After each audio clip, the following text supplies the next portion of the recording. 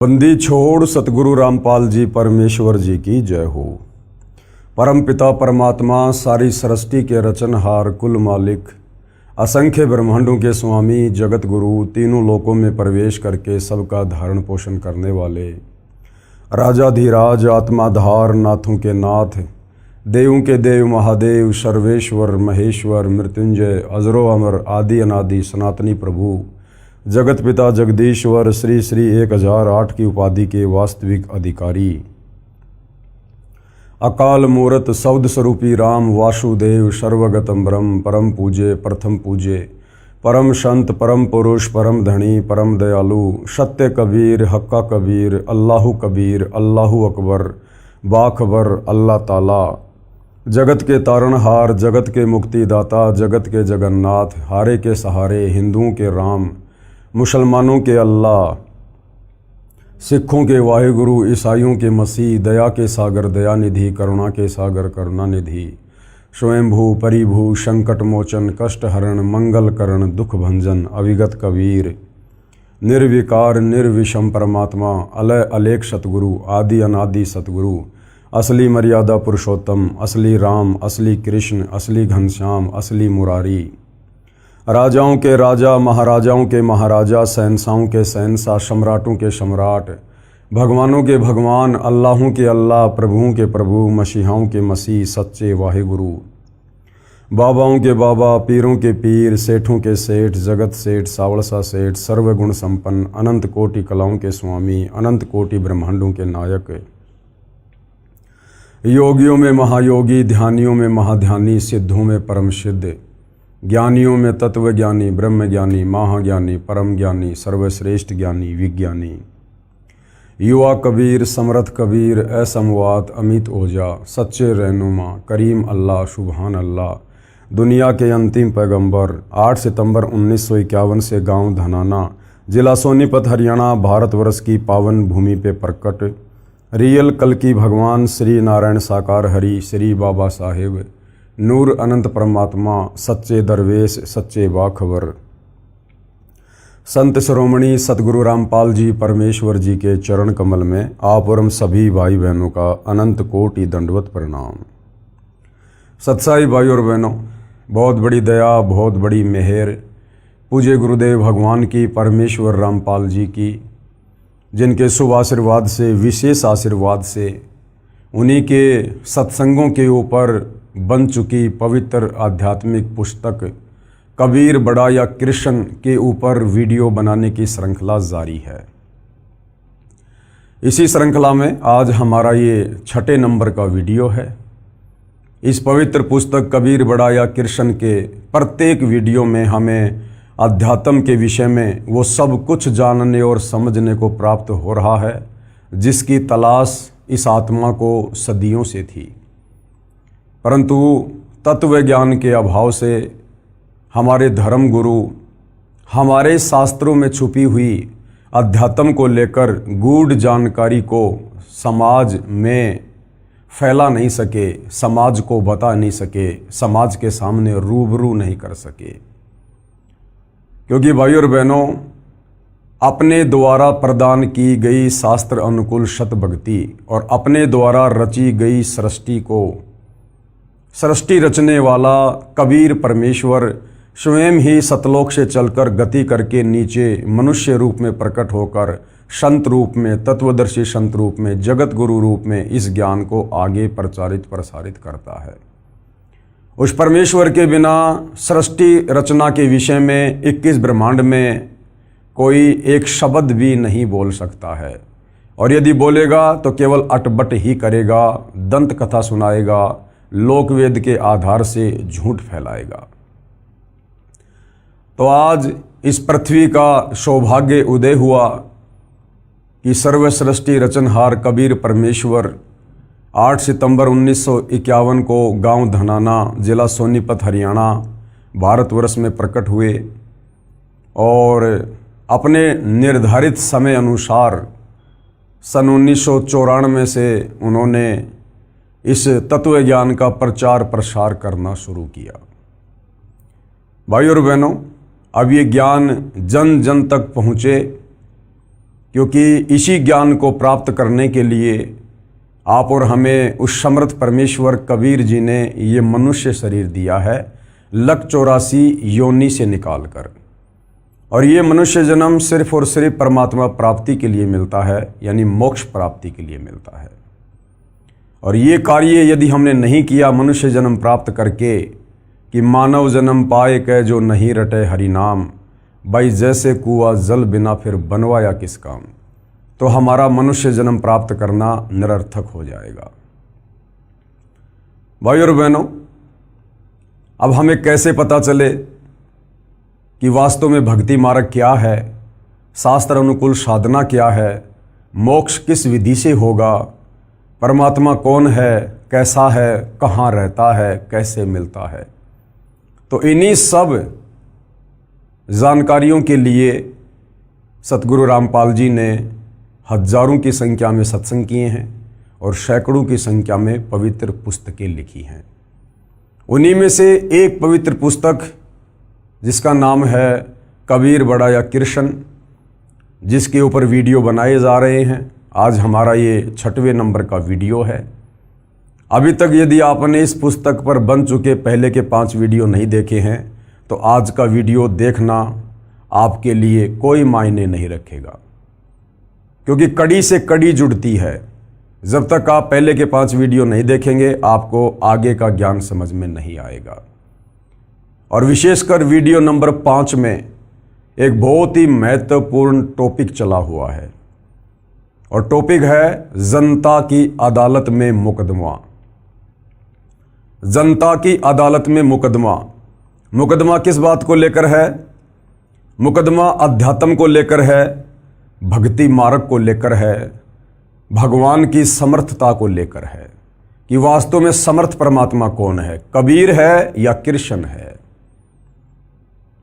और इस मुकदमे में जज कौन है? जनता।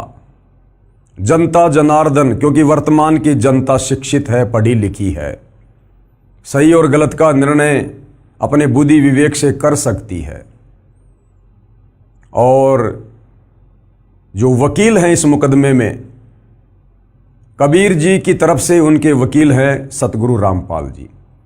हालांकि आपकी जानकारी के लिए बता दूं कि कबीर जी ने अपना कोई वकील खड़ा करने की आवश्यकता नहीं पड़ती है। कबीर जी में सर्वगुण हैं, क्योंकि वे सर्वज्ञ हैं। वे जनता भी हैं, वे जज भी हैं, वे वकील भी हैं, वे सब कुछ हैं। लेकिन आप और हमें अध्यात्म को समझाने के लिए सतगुरु रामपाल जी ने स्वयं को कबीर जी का वकील घोषित किया है।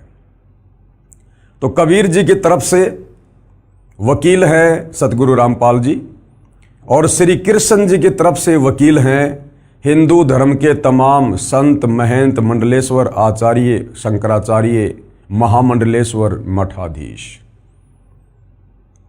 और किस बात को लेकर मुकदमा दायर है? कबीर और कृष्ण की समर्थता को लेकर कि वास्तव में समर्थ परमात्मा कौन है। कबीर जी के वकील सतगुरु रामपाल जी दावा करते हैं कि कबीर जी ही सर्व सृष्टि रचनहार हैं, सबके मालिक हैं। इन्होंने असंख्य ब्रह्मांडों की रचना की है और यही तीनों लोकों में प्रवेश करके सबका धारण पोषण करते हैं। और इस बात का आधार उन्होंने बताया हिंदू धर्म के 4 वेद, गीता जी और 18 पुराण। दूसरी तरफ जो कृष्ण जी के वकील हैं हिंदू धर्म गुरु, वो कह रहे हैं कि नहीं जी, कबीर जी के वकील की बात सही नहीं है। असल में कृष्ण जी समर्थ हैं। कृष्ण अर्थात विष्णु, और ये कृष्ण अर्थात विष्णु जी ये अविनाशी हैं। इनकी जन्म और मृत्यु नहीं होती है, इनके कोई माता पिता नहीं है, ये अजरो अमर परमात्मा हैं। और हमारे हिंदू धर्म के सभी धर्म ग्रंथ इन्हीं के परमेश्वर होने के विषय में समर्थन कर रहे हैं। तो इस बात को लेकर मुकदमा चला हुआ है। तो पिछले वीडियो नंबर 5 में इसी मुकदमे में कबीर परमेश्वर की तरफ से पैरवी करते हुए उनके वकील सतगुरु रामपाल जी ने हिंदू धर्म के ही सदग्रंथों को दिखाकर, श्रीमद् भगवत गीता को दिखाकर, श्री देवी पुराण को दिखाकर ये साबित कर दिया जनता के सामने अदालत में कि कृष्ण जी अविनाशी परमात्मा नहीं हैं। श्री कृष्ण जी अर्थात विष्णु जी का जन्म होता है, ये मरते हैं। इनकी माता का नाम दुर्गा है, इनके पिता का नाम काल ब्रह्म है। और ये केवल एक ब्रह्मांड में 3 लोकों पर एक एक गुण के स्वामी हैं। रजोगुण के स्वामी ब्रह्मा जी हैं, सतोगुण के स्वामी विष्णु जी हैं और तमोगुण के स्वामी शंकर जी हैं। और ये जन्म और मरण में है। ये कबीर जी के वकील सतगुरु रामपाल जी ने हिंदू धर्मशास्त्रों से जनता के सामने अदालत में बिल्कुल क्लियर कर दिया है। आज के वीडियो नंबर 6 में मुकदमा उसी जनता की अदालत में है। मुद्दा वही है कि समर्थ प्रभु कौन है, कबीर या कृष्ण। दोनों पक्ष के वकील भी हैं, कबीर जी की तरफ से सतगुरु रामपाल जी और कृष्ण जी की तरफ से हिंदू धर्मगुरु। और आज जनता की अदालत में कबीर जी के वकील सतगुरु रामपाल जी ये साबित करने वाले हैं कि हमारे जो हिंदू धर्म ग्रंथ हैं, विशेषकर पवित्र गीता जी का जिन लोगों ने अनुवाद किया है, उन लोगों ने अनुवाद सही नहीं किया है। उन लोगों ने अर्थों के अनर्थ कर दिए हैं। और वो कौन कौन गुरुजन हैं, धर्मगुरु हैं, संत हैं, जिन्होंने अपने आप को परम विद्वान समझकर, संस्कृत के ज्ञाता समझकर गीता जी का अनुवाद किया और उस अनुवाद में बहुत सारी गलतियां की हैं। अब उन तमाम गलतियों को जनता के सामने अदालत में कबीर जी के वकील सतगुरु रामपाल जी ने पवित्र श्रीमद् भगवत गीता जी को दिखाकर क्लियर किया है, प्रमाणित किया है। तो अब हम चलते हैं पवित्र पुस्तक कबीर बड़ा या कृष्ण के ऊपर। गीता अनुवादकों की अज्ञानता का प्रमाण। जिन गीता अनुवादकर्ताओं को हम बहुत बड़ा विद्वान पंडित मान रहे थे, शास्त्रों के ज्ञाता समझ रहे थे कि इन्होंने इन शास्त्रों का जो अनुवाद कर दिया वो बिल्कुल ओके है, फाइनल है। लेकिन भाइयों और बहनों, टीचर की गलती को टीचर ही बता सकता है, विद्यार्थी कभी नहीं बता सकता।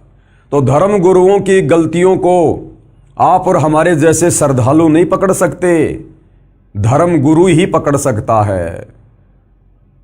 तो हिंदू धर्म के जितने भी धर्मगुरु हैं, ये भी अपने आप को धर्मगुरु कहते हैं और सतगुरु रामपाल जी तो वास्तव में धर्मगुरु हैं। तो सतगुरु रामपाल जी ने क्या क्या गलतियां इन गीता अनुवादकों की प्रमाणित की हैं, देखिएगा। पेश है श्री कृष्ण जी के वकील साहिबानों की सरेआम अज्ञानता व शब्दों के अर्थों के अनर्थ का प्रमाण। क्योंकि जितने भी हिंदू धर्म के धर्मगुरु हैं, ये श्री कृष्ण अर्थात विष्णु जी के वकील हैं, अर्थात ये उन्हीं को भगवान बताते हैं, परमात्मा बताते हैं। तो इन लोगों ने जो जो गलतियां की हैं शास्त्रों का अनुवाद करते समय, वो अब सार्वजनिक की जा रही हैं कबीर जी के वकील सतगुरु रामपाल जी के द्वारा। देखिएगा, गीता अध्याय 18 श्लोक 66। गीता जी अध्याय 18 श्लोक 66 है और इसके अंदर एक शब्द आता है व्रज। श्लोक है, सर्वे धर्मानाम परित्यज्य मम एकम शरणम व्रज अहम तवा सर्वे पापेभ्ये मोक्षयामि मा शुच। गीता ज्ञान दाता यानी गीता जी का ज्ञान देने वाला। हिंदू धर्म के श्रद्धालु अज्ञानता में श्री कृष्ण जी को गीता जी का ज्ञान दाता समझ रहे हैं, जबकि वास्तव में गीता का ज्ञान देने वाला प्रभु श्री कृष्ण नहीं, बल्कि श्री कृष्ण जी के शरीर में प्रवेश करके इनके पिता काल ब्रह्म ने गीता जी का ज्ञान दिया। और गीता अध्याय 18 श्लोक 66 में गीता ज्ञान दाता श्री अर्जुन को क्या कह रहा है कि अर्जुन सर्व धर्मानाम परित्यज्य माम, कि मेरे स्तर की जितनी भी भक्ति पूजा है वो तू मुझे समर्पित कर दे। और एकम शरणम व्रज, और जो मैंने तुझे वो एक परमात्मा बताया है, सर्वश्रेष्ठ परमात्मा बताया है, पुरुषोत्तम बताया है। एकम यानी अद्वितीय, जिसके बराबर और कोई दूसरा ना हो। एकम शरणम व्रज, उस एक अद्वितीय परमात्मा की शरण में चला जा अगर तुझे मोक्ष चाहिए तो। सर्वे धर्मानाम परित्यज्य माम एकम शरणम व्रज अहम तवा सर्वे पापे भी मोक्षयामी मां शुच। मैं तुझे सभी प्रकार के कर्म बंधनों से मुक्त कर दूंगा, तू चिंता मत कर। अब हमारे गीता अनुवादकों को तत्व ज्ञान नहीं था। ये श्री कृष्ण अर्थात विष्णु से ऊपर किसी को परमात्मा नहीं मानते थे। तो इस श्लोक में गीता ज्ञानदाता कह रहा कि अर्जुन, मेरे लेवल की सारी धार्मिक पूजा मुझे दे दे और तू उस एक अद्वितीय परमात्मा की शरण में चला जा। तो गीता अनुवादकों ने सोचा कि भाई जब श्री कृष्ण अर्थात विष्णु से ऊपर कोई भगवान ही नहीं है, तो गीता ज्ञान देते समय श्री कृष्ण अर्थात विष्णु जी अपने से अन्य किसी और परमात्मा की शरण में जाने के लिए अर्जुन को क्यों कह रहे हैं? वो और परमात्मा कौन है जो श्री कृष्ण अर्थात विष्णु जी से भी समर्थ है? तो ये बात हमारे गीता अनुवादकों को समझ में नहीं आई। तो इन्होंने घुमा फिरा के इस श्लोक का उल्टा अर्थ कर दिया। वर्ज का मतलब है जा, चला जा, जाना, और इन्होंने तत्व ज्ञान के अभाव में वर्ज का अर्थ कर दिया आजा, आना। कि भाई श्री कृष्ण जी अपने लिए कह रहे हैं कि मेरी शरण में आ जा, जबकि इन्होंने इतना विचार नहीं किया कि अर्जुन श्री कृष्ण जी का जीजा था, क्योंकि श्री कृष्ण जी की बहन सुभद्रा अर्जुन की पत्नी थी और पांचों पांडव श्री कृष्ण जी के शिष्य थे, यानी श्री कृष्ण जी की शरण में थे।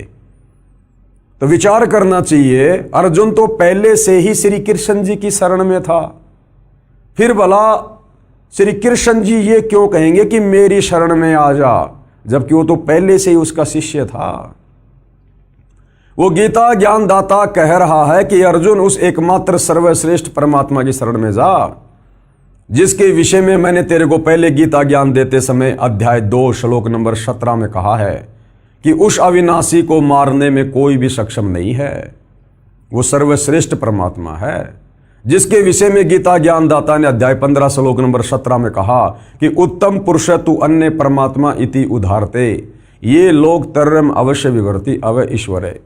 कि वास्तव में गीता अध्याय 15 श्लोक 16 में वर्णित दो भगवान क्षर पुरुष और अक्षर पुरुष, इन दोनों से सर्वश्रेष्ठ परमात्मा तो कोई अन्य ही है, जो तीनों लोकों में प्रवेश करके सबका धारण पोषण करता है।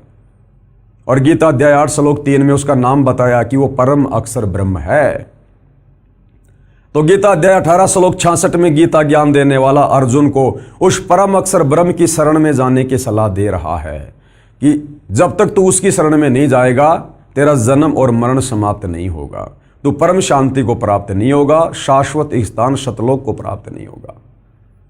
तो गीता ज्ञानदाता अपनी जगह पर बिल्कुल सही है और अर्जुन को बिल्कुल सही सलाह दे रहा है कि अर्जुन, तू मेरे लेवल की जितनी भी पूजा है, पाठ है, धार्मिक अनुष्ठान है, ये सब तू मुझे दे दे।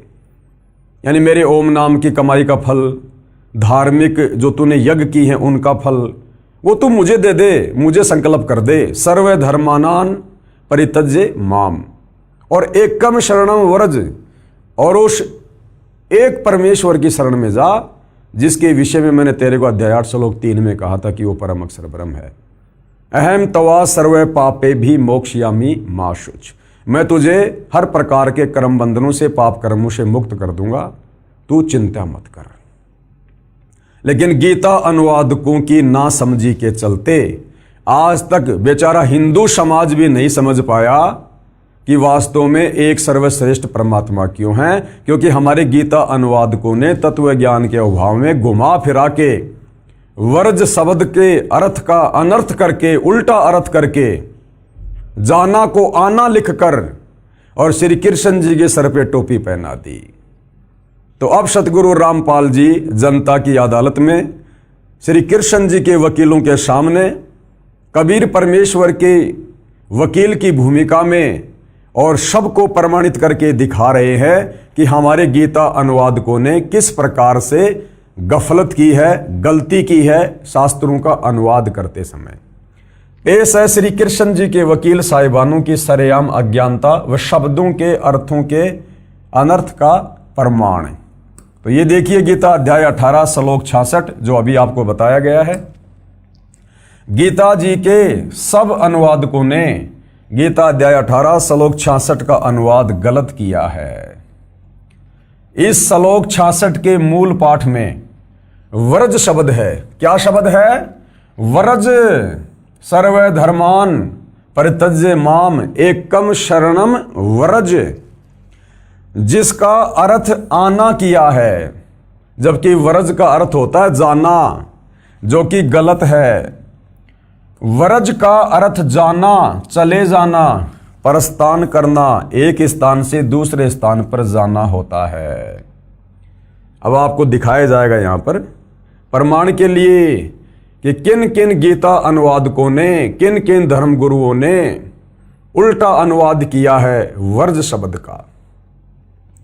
प्रमाण के लिए पेश है फोटोकॉपी संस्कृत हिंदी कोश, जिसके संग्रहकर्ता हैं वामन शिवराम आपटे, और इन्होंने किस प्रकार से अनुवाद किया है व्रज शब्द का। ये संस्कृत हिंदी शब्दकोश है। ये लेखक हैं वामन शिवराज आपटे, चौखंबा विद्या भवन वाराणसी, यहाँ से ये प्रकाशित है। ये देखिएगा, ये व्रज शब्द है, व्रज। और हिंदी संस्कृत शब्दकोश में व्रज का क्या अर्थ है आपकी आंखों के सामने है। व्रज का अर्थ है जाना। व्रज यानी जाना, चलना, प्रगति करना, पधारना, पहुंचना, दर्शन करना, विदा होना, सेवा से निवृत्त होना, पीछे हटना, ये व्रज का अर्थ है जाना, चलना। ये संस्कृत हिंदी शब्द कोद में साफ साफ लिखा हुआ है। ठीक है जी। देखिएगा, शब्दकोश से स्पष्ट हुआ कि व्रज माने जाना है। अन्य प्रमाण देखिएगा, एस्कॉन के संस्थापक श्री प्रभुपाद जी महाराज द्वारा अनुवादित श्रीमद् भगवद गीता के अध्याय 18 श्लोक 66 के अनुवाद से पहले शब्दों के अर्थ लिखे हैं। उनमें तो व्रज माने जाना लिखा है। यानी जो श्री प्रभुपाद जी हैं एस्कॉन के संस्थापक, उन्होंने गीता का अनुवाद करते समय शब्दकोश में तो व्रज का अर्थ लिखा है जाना, लेकिन उस श्लोक का अर्थ करते समय व्रज का अर्थ कर दिया आना। परंतु जहां श्लोक 66 का अनुवाद किया है उसमें आना किया है। ये देखिएगा,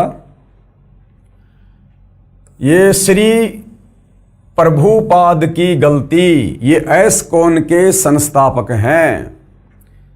प्रमाण के लिए पेश है फोटोकॉपी गीता अध्याय 18 श्लोक 66 की, जिसके अनुवादक हैं श्री प्रभुपाद जी तथा भक्ति वेदांत बुक ट्रस्ट द्वारा प्रकाशित। ये देखिएगा, ये इनके द्वारा अनुवाद की गई गीता है। गीतोपनिषद श्रीमद् भगवत गीता यथारूप, ये देखिएगा आप जियों के सामने है। और इसके शब्दकोश में क्या अर्थ किया है, ये वो श्लोक है भाइयों और बहनों। अध्याय गीता अध्याय 18 श्लोक नंबर 66, सर्व धर्मानाम परित्यज्य माम एकम शरणम व्रज, ये वर्ज शब्द है। अहम तवा सर्व पापेभ्यो मोक्षयामी मा शुच। अब देखिएगा क्या क्या लिखा है इन्होंने। सर्व धर्मान यानी समस्त प्रकार के धर्म, परित्यज्य यानी त्याग कर, माम यानी मेरी, एकम यानी एकमात्र, शरणम यानी शरण में, व्रज मानी जाओ। यहां तो इन्होंने बिल्कुल सही अनुवाद कर रखा है। शब्द के अनुवाद में तो बिल्कुल सही लिखा है, व्रज मतलब जाओ, जाना। लेकिन नीचे इन्होंने जो भावार्थ किया है उसमें अर्थ कर दिया आना। देखिएगा, समस्त प्रकार के धर्मों का परित्याग करो और मेरी शरण में आओ। बताओ, यहां तो वर्ज का अर्थ कर दिया जाओ और यहां कर दिया आओ, यानी अर्थ का अनर्थ कर दिया। मैं समस्त पापों से तुम्हारा उद्धार कर दूंगा, डरो मत। इस फोटोकॉपी में स्पष्ट है कि ऊपर शब्दों के अर्थ में तो वर्ज का अर्थ तो जाना यानी जाओ ठीक किया है, परंतु अनुवाद में आना आओ कर दिया, जिससे गीता के सब ज्ञान का अज्ञान कर दिया। कारण यही रहा कि इन गुरुजनों को श्री कृष्ण से आगे का ज्ञान ही नहीं है। हमारे हिंदू धर्म के धर्म गुरुओं को, आचार्य से लेकर शंकराचार्य को, श्री कृष्ण अर्थात विष्णु से ऊपर किसी और परम शक्ति के विषय में ज्ञान ही नहीं था। इनको अपने सदग्रंथों का भी ज्ञान नहीं है, इसलिए लिख दिया कि मेरी शरण में आ जा, जबकि लिखना था उसकी शरण में चला जा। गीता अध्याय 18 श्लोक 62 में गच्छ शब्द है, जिसका अर्थ भी जाना है, वहां ठीक अनुवाद कर दिया। जब श्लोक 62 में गीता ज्ञान दाता अपने से अन्य उस परमेश्वर तत्ब्रह्म यानी परम अक्षर ब्रह्म यानी कबीर जी की शरण में जाने को कह रहा है, तो श्लोक 66 में अपनी शरण में आने को नहीं कहेगा। क्योंकि गीता अध्याय 2 श्लोक 7 में अर्जुन ने कहा कि मैं आपकी शरण हूं, यानी अर्जुन शरण में तो पहले ही था, फिर यह कहना कि मेरी शरण में आ, यह न्याय संगत भी नहीं है। यह अध्यात्म ज्ञान का टोटा है। पेश है लेखक द्वारा किया इस श्लोक का यथार्थ अनुवाद। लेखक कौन? सतगुरु रामपाल जी। अब सतगुरु रामपाल जी ने गीता अध्याय 18 श्लोक 66 का रियल अनुवाद किया है, वो आप जी पढ़िएगा। गीता अध्याय 18 श्लोक 66 का यथार्थ अनुवाद। ये श्लोक है, सर्व धर्मानाम परित्यज्य माम एकम शरणम व्रज अहम तवा सर्व पापेभ्य मोक्षयामि मां शुच। क्या अनुवाद है? गीता ज्ञान देने वाले ने कहा है। अब गीता ज्ञान देने वाला हिंदू धर्म के श्रद्धालु और धर्म गुरुओं के अनुसार श्री कृष्ण उर्फ विष्णु, और रियल में ये ब्रह्म है, ये काल है। तो ये क्या कह रहा है गीता का ज्ञान देते समय? गीता ज्ञान देने वाले ने कहा है कि सर्व धर्मानाम माम, यानी मेरे स्तर के जितने भी धार्मिक जो ये कर्म हैं, उन सबको मुझ में परित्यज्य यानी त्याग कर, एकम यानी उस एक सर्वशक्तिमान परम अक्षर ब्रह्म की शरणम यानी शरण में, वरज यानी जा, वरज यानी जा, अहम यानी मैं, तवा यानी तेरे को, सर्व पापे भे सब पापों से, मोक्षयामी यानी मुक्त कर दूंगा, मां शुच यानी शोक मत कर। ये है गीता अध्याय 18 श्लोक 66 का रियल अनुवाद। रियल अनुवाद। इस श्लोक में एकम एक शब्द है, इसका अर्थ है एक यानी अद्वितीय परमेश्वर। गीता अध्याय 13 श्लोक 30 में भी एकस्त शब्द है, जिसका अर्थ है उस एक परमात्मा में स्थित किया है, जो गीता ज्ञान दाता से अन्य है। गीता अध्याय 13 श्लोक 27, 28 तथा 30 में भी गीता ज्ञान देने वाले काल ब्रह्म ने अपने से अन्य परमेश्वर की जानकारी दी है और कहा है कि, कहाँ कहा है? गीता अध्याय 13 श्लोक 27 में क्या कहा है? जो साधक नष्ट होते हुए सब प्राणियों में परमेश्वर यानी परम अक्षर ब्रह्म को अविनाशी तथा समभाव से देखता है, वह परमेश्वर को सही रूप में देखता है, यानी वह उस परमेश्वर को ठीक से समझा है। गीता अध्याय 13 श्लोक 28 में कहा है कि क्योंकि जो साधक यानी जो भगत सब स्थान पर समान भाव से स्थित परमेश्वर को समान देखता हुआ अपने द्वारा अपने को नष्ट नहीं करता, यानी सत्य भाव से उस गीता ज्ञानदाता काल ब्रह्म से अन्य परम अक्षर ब्रह्म को जानकर उसी की भक्ति करके गीता ज्ञान देने वाले काल ब्रह्म से मिलने वाली गति यानी मोक्ष जो गीता अध्याय 8 श्लोक 13 में बताई है, उससे अन्य परम गति को प्राप्त होता है। यही प्रसंग गीता अध्याय 13 श्लोक 30 में चला है। और क्या कहा है? यदा यानी जिस समय साधक प्राणियों के पृथक पृथक भाव को उस अद्वितीय एक परमात्मा से ही सब प्राणियों का विस्तार यानी उत्पत्ति होना देखता है यानी जानता है, उस समय उस परमेश्वर को पूजकर उसी को प्राप्त हो जाता है। इससे सिद्ध हो जाता है कि गीता अध्याय 18 श्लोक 66 में एकम शरणम व्रज का अर्थ भी उस परम अक्षर ब्रह्म की शरण में जाओ ही सही है। प्रमाण के लिए पढ़िए गीता अध्याय 13 श्लोक 27, 28 तथा 30 की फोटोकॉपी इसी पुस्तक के पेज नंबर 278 से 280 पर, जो हम आगे पढ़ेंगे। अब यहां पर आपको दिखाया जा रहा है कि और जो हिंदू धर्म के धर्मगुरु हैं उन्होंने भी गीता अध्याय 18 श्लोक 66 का अनुवाद करते समय वही गलती की है। वर्ज का अर्थ मूल अनुवाद में जाना ना करके आना लिखा हुआ है। कौन है? पेश है गीता अध्याय 18 श्लोक 66 की अन्य अनुवादकों की फोटोकॉपियां। ये है श्री राम सुखदास जी।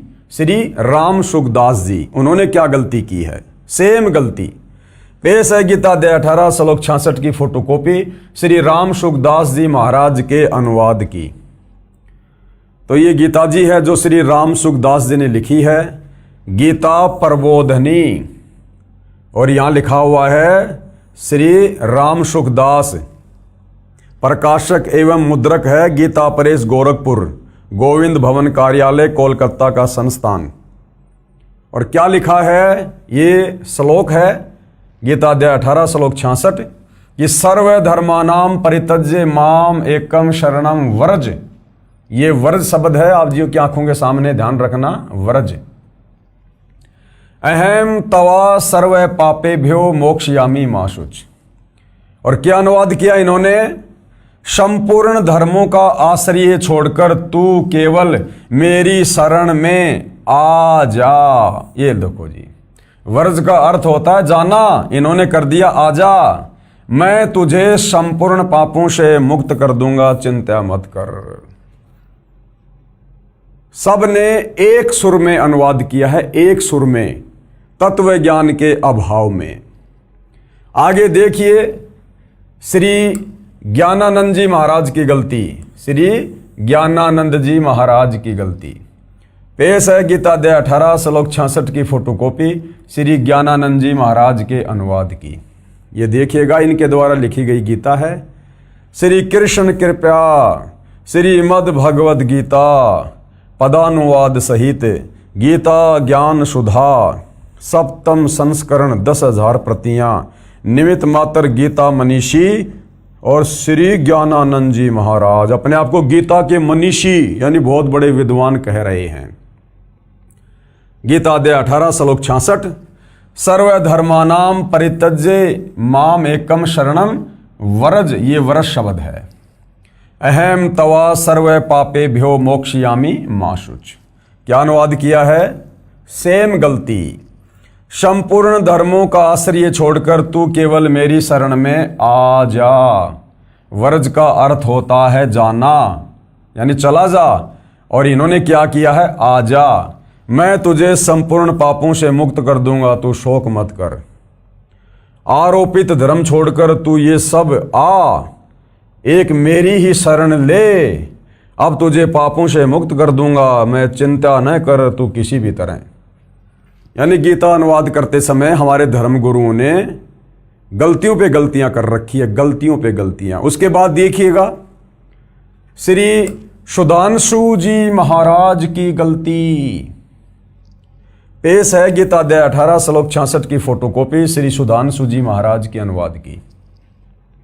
ये श्री सुधांशु जी ने लिखी है, श्रीमद् भगवत गीता गीतामृत प्रवचन परम पूज्य श्री सुधांशु जी महाराज। ये देखिएगा, प्रकाशक हैं विश्व जागृति मिशन, आनंद धाम, आश्रम नांगलोई, नजफगढ़ रोड, बक्करवाला मार्ग, दिल्ली। संपादक हैं डॉक्टर आशा किरण। और ये गीता अध्याय 18 श्लोक 66 सर्वधर्मानाम परित्यज्य माम एकम शरणम व्रज। ये व्रज शब्द है। अहम तवा सर्व पापेभ्यो मोक्षयामी माशुच।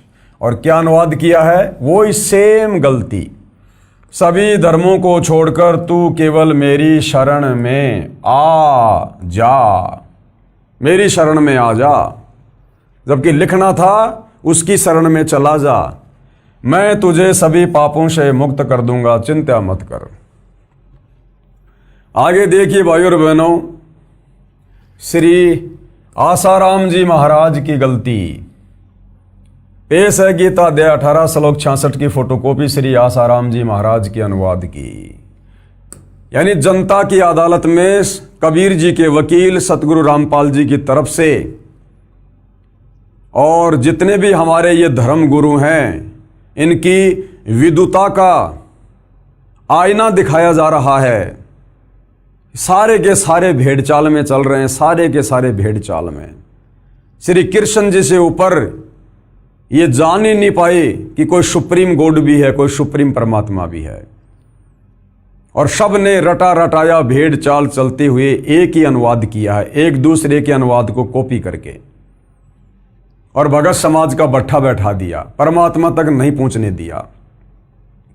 तो श्री आसाराम जी ने क्या अनुवाद किया है?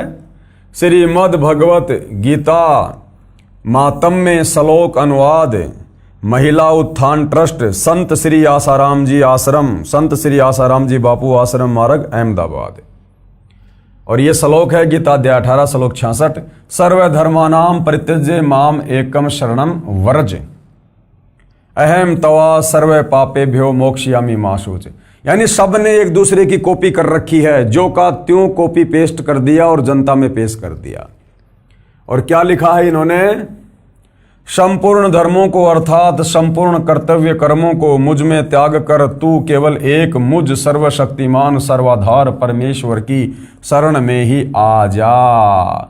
अरे वो तो पहले से ही श्री कृष्ण जी की शरण में था, बार बार क्या शरण में आएगा? व्रज का अर्थ करना था जा, और अर्थ कर दिया आ जा।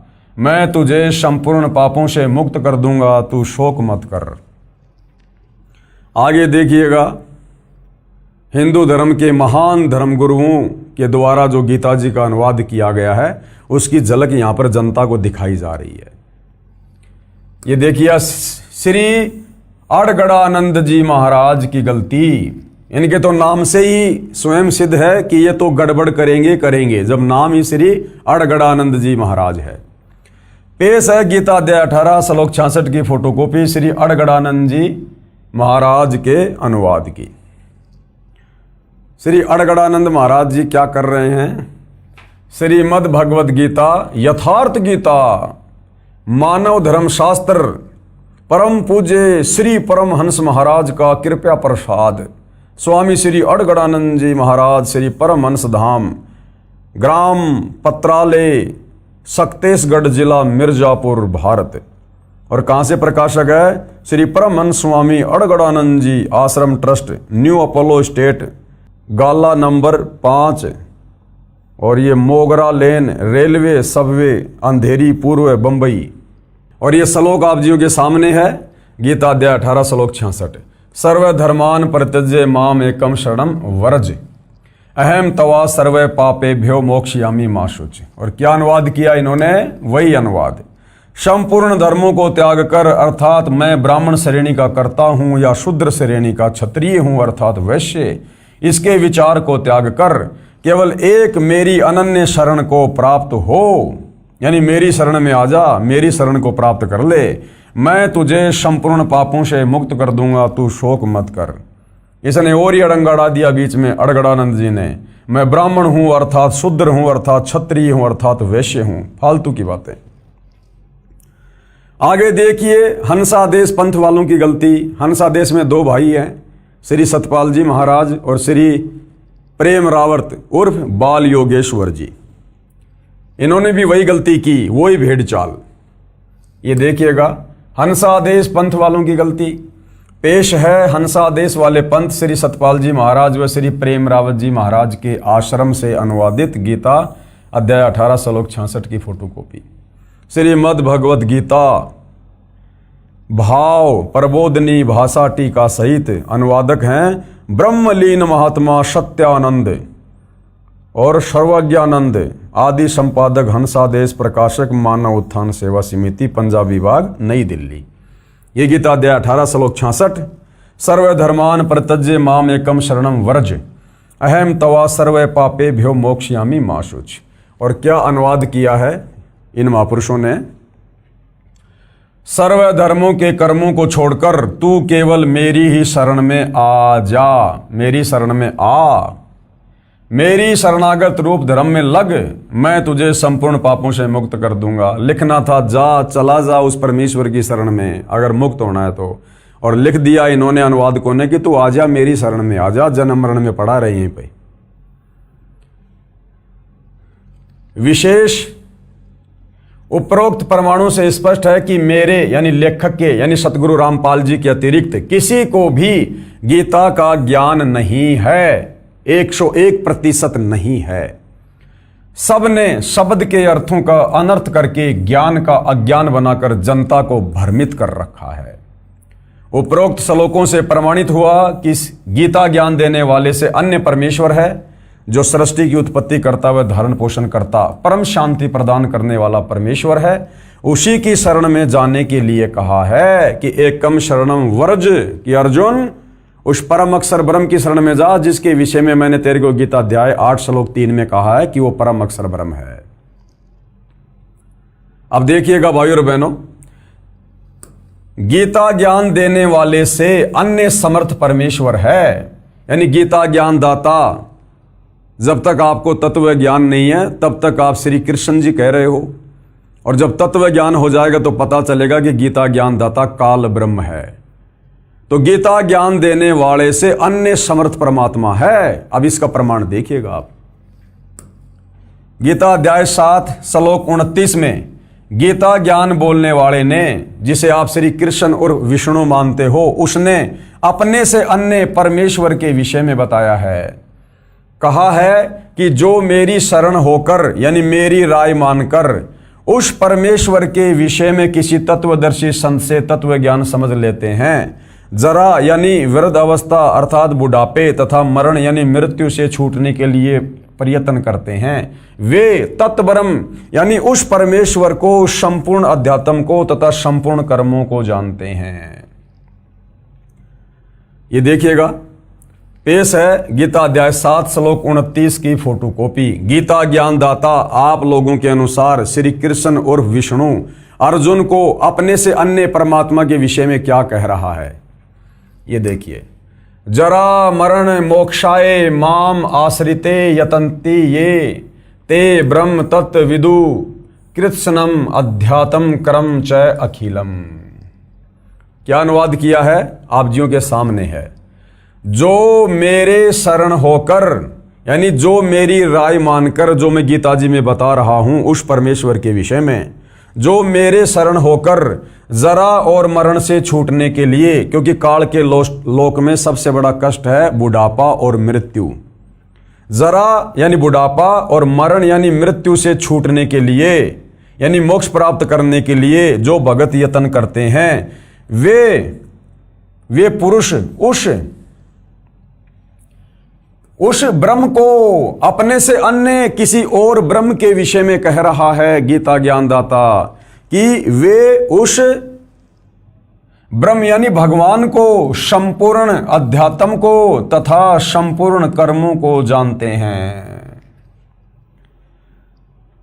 गीता ज्ञान देने वाले की राय मानकर, क्योंकि गीता ज्ञानदाता ने गीता अध्याय 4 श्लोक नंबर 34 में अपना मत बताया, अपनी राय दी अर्जुन को कि अर्जुन, अगर तुझे परमात्मा के विषय में जानना है, परम शांति प्राप्त करनी है, तो किसी तत्वदर्शी संत की खोज कर ले और उस तत्वदर्शी संत की शरण में जा, वही तुझे परमात्मा के विषय में बताएगा।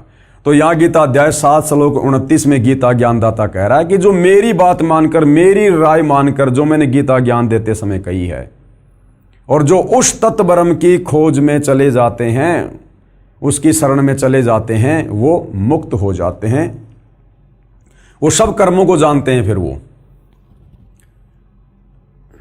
गीता अध्याय 8 श्लोक 1 में अर्जुन ने गीता ज्ञान देने वाले से प्रश्न किया कि जो आपने गीता अध्याय 7 श्लोक 29 में अभी जो आपने पढ़ा, आपने उसमें जो ये तत्व ब्रह्म कहा है कि उस ब्रह्म को जिसको जानने वाले केवल वृद्ध अवस्था से यानी बुढ़ापे से तथा मरण से छूटने का प्रयत्न करते हैं, यानी केवल मोक्ष चाहते हैं, संसार की किसी सुख सुविधा की इच्छा नहीं करते, कृपया बताइए किम तत्परम, अर्थात वह ब्रह्म कौन है, वो भगवान कौन है, जिसके विषय में आप गीता अध्याय 7 श्लोक 29 में कह रहे हो कि जो मेरे शरण होकर जरा और मरण से छूटने के लिए यत्न करते हैं, वे उस ब्रह्म को, संपूर्ण अध्यात्म को तथा संपूर्ण कर्मों को जानते हैं। तो अर्जुन कह रहा है कि वो तत्ब्रह्म कौन है, तत् ब्रह्म, कि वो तत्ब्रह्म कौन है, वो भगवान कौन है। अध्याय 8 श्लोक 1 में फिर अर्जुन ने पूछा, क्योंकि गीता अध्याय 7 श्लोक नंबर 29 में इतने श्लोक हैं, उसके बाद में गीता अध्याय 8 शुरू हो जाता है। तो गीता अध्याय 8 श्लोक 1 में अर्जुन ने कहा कि आपने अध्याय 7 श्लोक 29 में जिस भगवान के विषय में बताया है, जिस तत्ब्रह्म के विषय में जानकारी दी है, वो तत्ब्रह्म कौन है, वो भगवान कौन है। तो गीता अध्याय 8 श्लोक 1 में गीता ज्ञानदाता क्या कह रहा है कि वो तत्ब्रह्म कौन है, मेरे से अन्य परमात्मा कौन है। प्रमाण के लिए पेश है गीता अध्याय 8 श्लोक 1 तथा 3 की फोटोकॉपी। गीता अध्याय 8 श्लोक 1 की फोटोकॉपी, ये श्लोक आप जियों के सामने है। किम तत्ब्रह्म, अर्जुन कह रहा है कि वो कौन भगवान है। किम अध्यात्म, किम करम पुरुषोत्तम, अधिभूतम च किम प्रोक्तम, अधिदैवम किम उच्यते। क्या कहा है? हे पुरुषोत्तम, अर्जुन गीता ज्ञान देने वाले को पुरुषोत्तम कह रहा है, क्योंकि बेचारे अर्जुन को भी तत्व ज्ञान नहीं, वो भी श्री कृष्ण जी से ऊपर, विष्णु से ऊपर किसी को भगवान नहीं मानता। तो कह रहा है कि हे पुरुषोत्तम, वह ब्रह्म क्या है। अगर गीता ज्ञान देने वाला ही पुरुषोत्तम होता, पुरुषोत्तम का मतलब होता है सर्वश्रेष्ठ परमात्मा, तो भला फिर अपने से अन्य किसी और भगवान की जानकारी क्यों दे रहा है, अपने से अन्य किसी और परमात्मा की शरण में जाने की सलाह अर्जुन को क्यों दे रहा है, अगर ये खुद ही गीता ज्ञान देने वाला पुरुषोत्तम होता तो ये तो अर्जुन कह रहा है। अब अर्जुन जो मर्जी कह सकता है। तो अर्जुन कह रहा कि हे पुरुषोत्तम, यानी हे गीता का ज्ञान देने वाले भगवान, वह ब्रह्म यानी भगवान क्या है, अध्यात्म क्या है, कर्म क्या है, अधिभूत नाम से क्या कहा गया है, और अधिदैव किसको कहते हैं। तो कह रहा कि वो ब्रह्म कौन है, वो भगवान कौन है, जिसके विषय में आप कह रहे हो। तो इसका जवाब गीता ज्ञानदाता ने गीता अध्याय 8 श्लोक नंबर 3 में दिया है। और क्या कहा है, वो कौन है? अक्षरम ब्रह्म परमम, परम अक्षर ब्रह्म है वो। स्वभाव अध्यात्म उच्चते, भूत भावोद्कर विसर्ग कर्म सज्ञिते। इस प्रकार अर्जुन के प्रश्न करने पर श्री भगवान बोले, अर्जुन कौन है वो?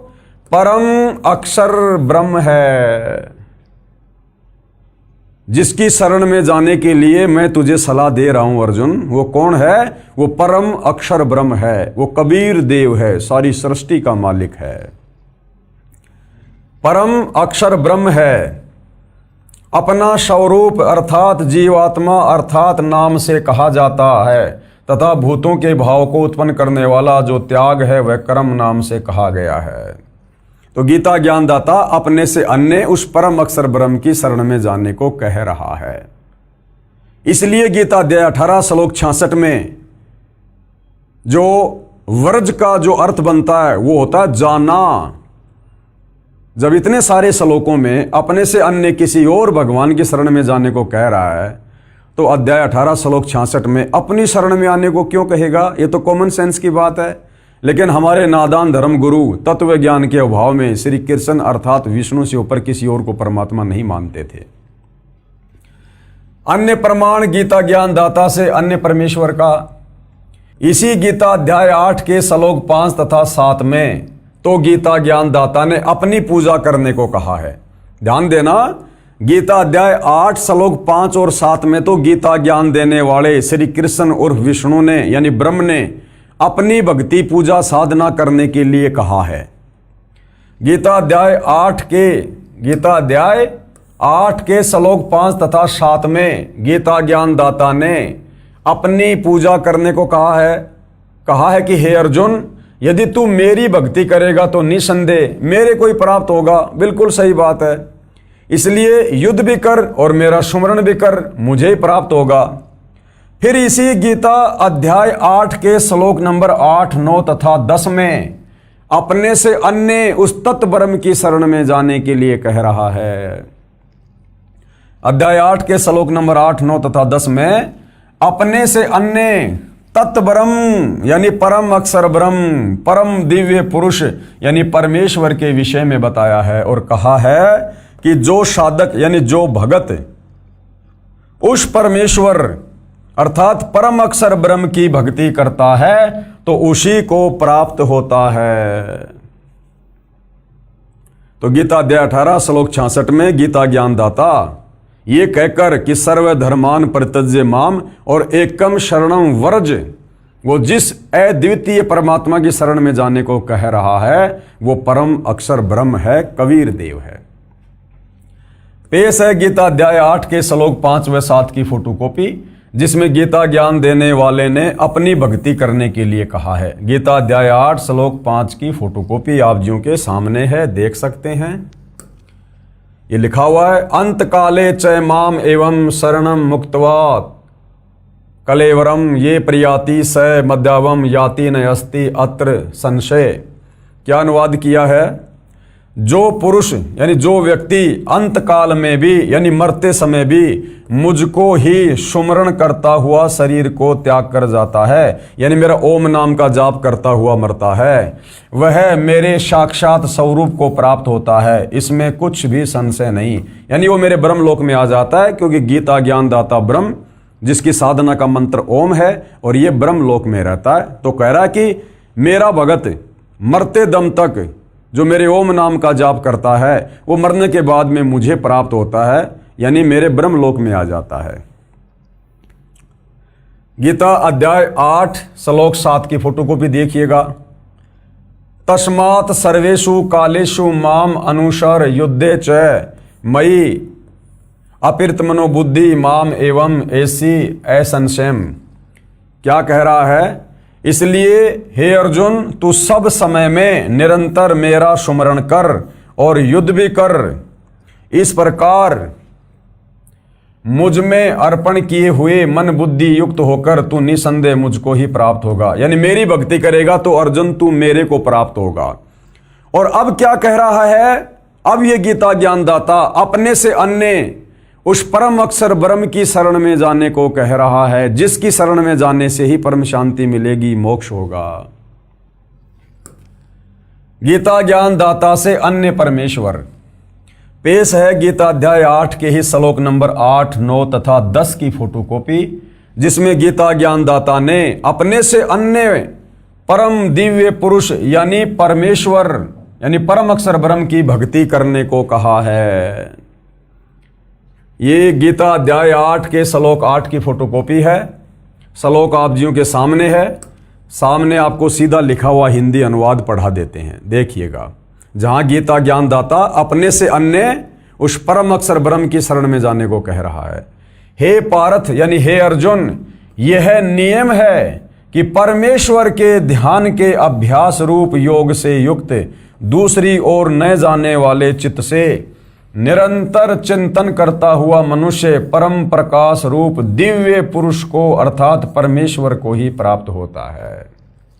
यानी उस परम अक्षर ब्रह्म की भक्ति तत्वदर्शी संत से लेकर करने वाला अंत में उसी परम अक्षर ब्रह्म यानी परमेश्वर को प्राप्त होता है। यानी आपको यह दिखाया जा रहा है कि गीता ज्ञान देने वाला जिसको आप श्री कृष्ण मानते हैं वो फाइनल परमात्मा नहीं है, वो अपने से अन्य किसी और सर्वश्रेष्ठ परमेश्वर की शरण में जाने की सलाह दे रहा है। गीता अध्याय 8 के ही श्लोक 9 की फोटोकॉपी ये देखिएगा। यहां तो साफ साफ भाई और बहनों कबीर परमात्मा का नाम भी लिखा हुआ है। कवीम साफ साफ नाम लिखा हुआ है, क्योंकि चारों वेदों का सार है गीता जी, और वेदों में कबीर परमेश्वर का नाम है कबीर देव, जिनको कवि कहकर भी संबोधित किया गया है।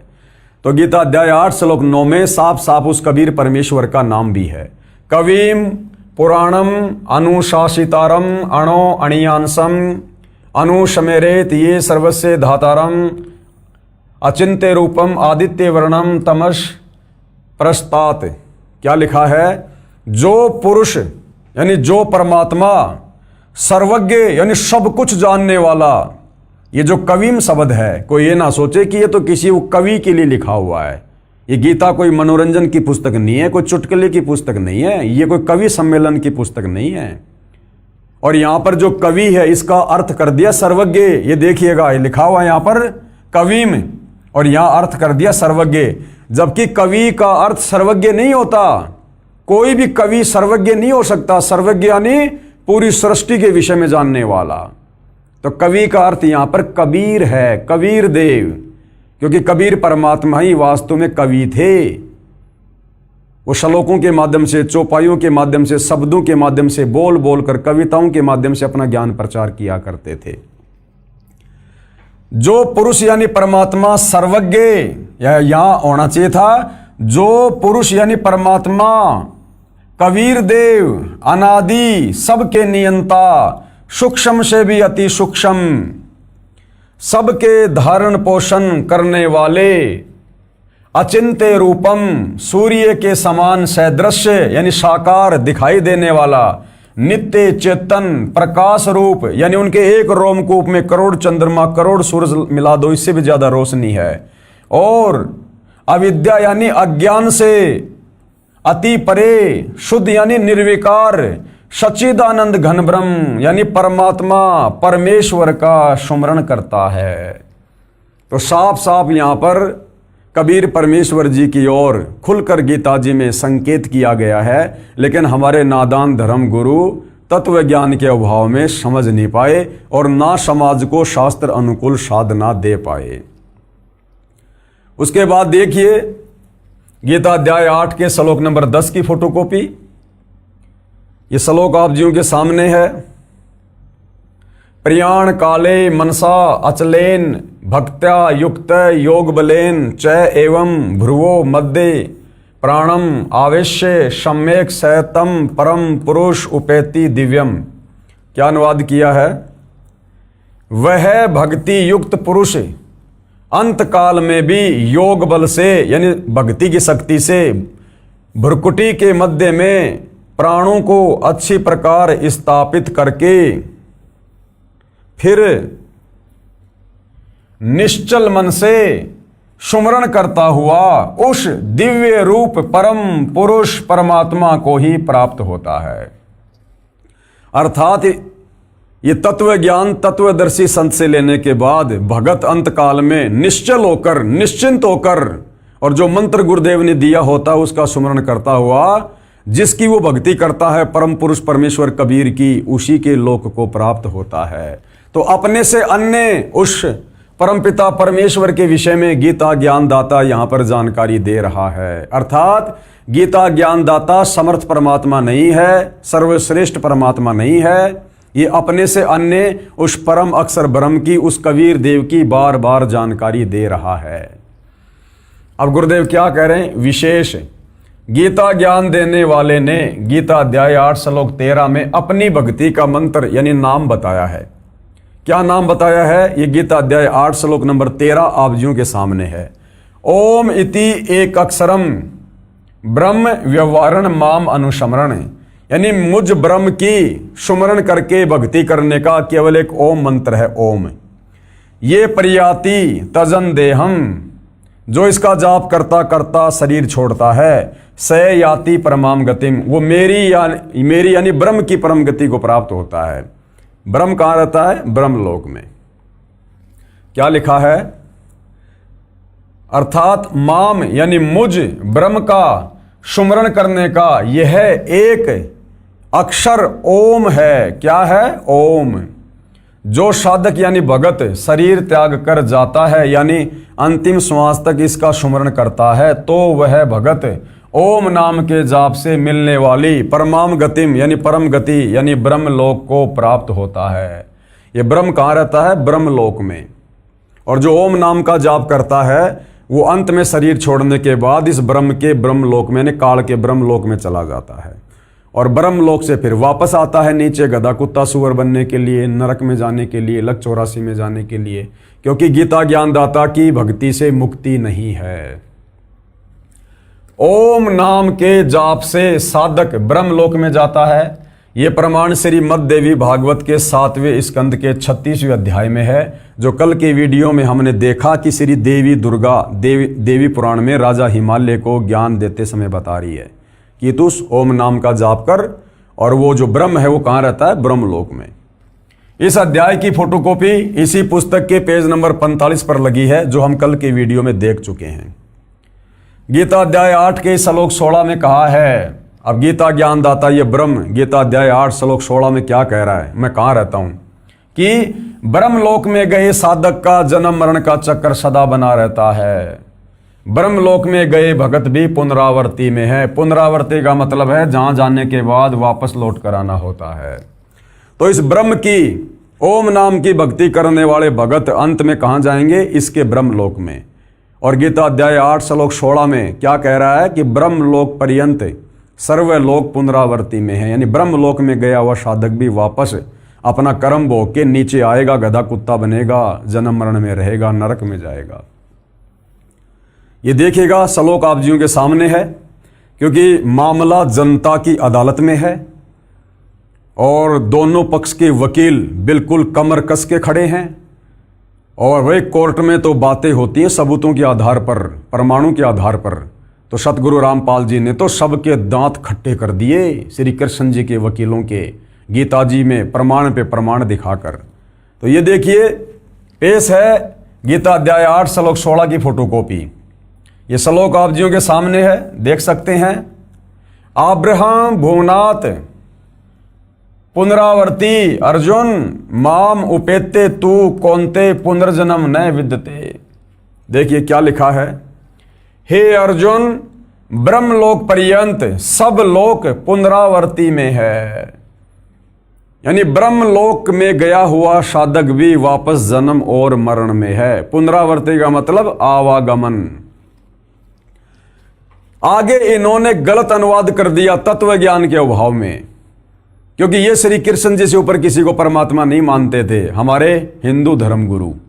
इसलिए फिर इन्होंने यहां पर गलत अनुवाद कर दिया और क्या कह रहे हैं, परंतु हे कुंती पुत्र मुझको प्राप्त होकर पुनर्जन्म नहीं होता। अरे यहां तो साफ साफ कह रहा कि हे अर्जुन ब्रह्मलोक पर्यंत सब लोग पुनरावर्ती में है, यानी मेरे को प्राप्त करके, मेरे को प्राप्त करने का मतलब है मेरा ब्रह्मलोक है। और ब्रह्मलोक में गया हुआ व्यक्ति भी पुनरावर्ती यानी आवागमन में है, जन्म मरण में है। फिर नीचे ये बात क्यों कहेगा, परंतु हे कुंती पुत्र मुझको प्राप्त होकर पुनर्जन्म नहीं होता। यहां पर यह गलत अनुवाद कर दिया। अब इसका यथार्थ अनुवाद सतगुरु रामपाल जी ने किया है।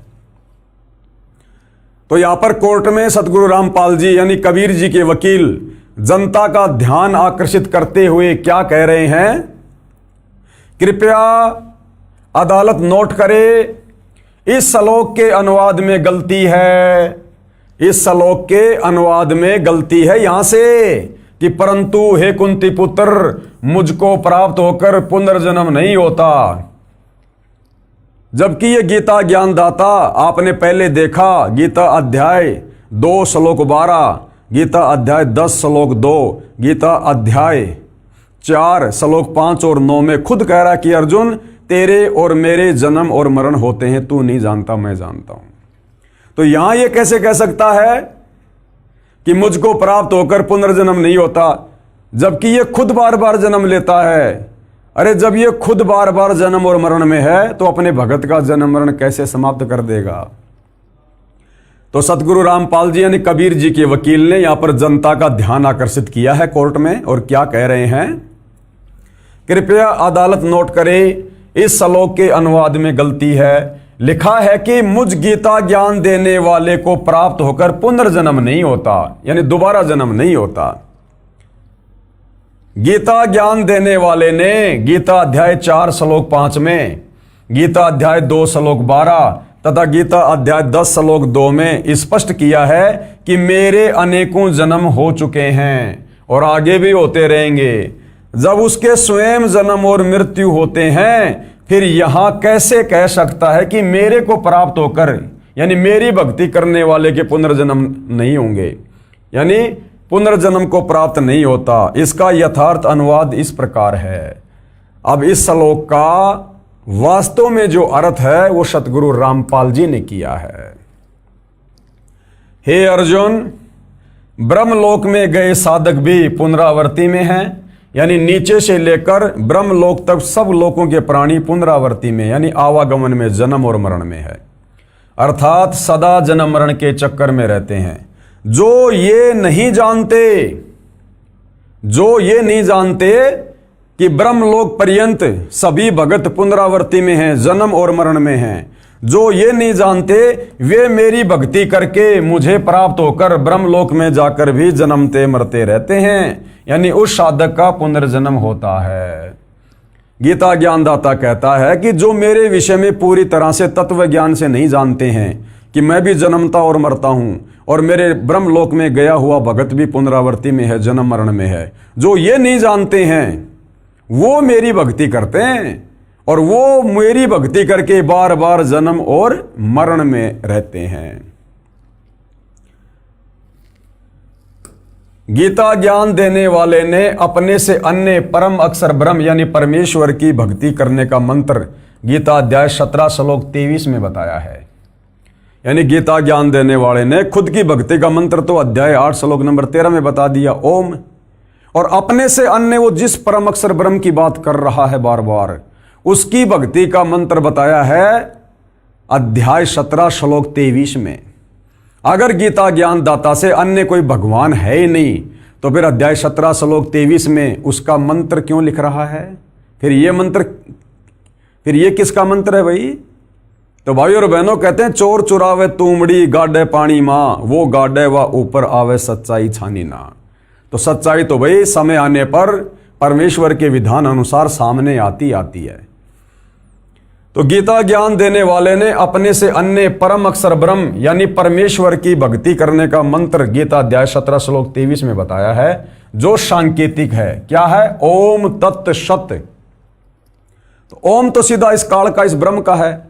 तत् और सत ये सांकेतिक है, कोड वर्ड में है, तत्वदर्शी संत बताएगा।